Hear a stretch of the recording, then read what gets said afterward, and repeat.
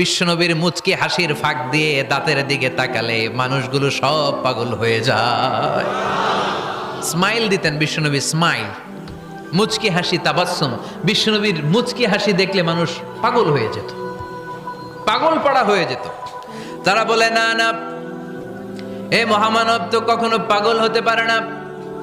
আবার মিলাতে লাগলো আবু জাহেলের কর্মীরা বলেছিল এটা নাকি বড় জাদুকর, কিন্তু তারা বলে না না, এই অসাধারণ লোকটা জাদুকরও হতে পারে না, সে তো কোনো মন্ত্র পড়ে না। জাদু করার জন্য মন্ত্র পড়ার দরকার আছে না নাই?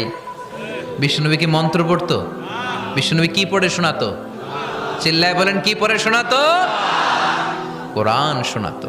এত সুন্দর কণ্ঠ ছিল বিশ্বনবীর, পাগল হয়ে যেত মানুষ শুনতে শুনতে, পাগল পাড়া হয়ে যেত, বিমুগ্ধ হয়ে যেত।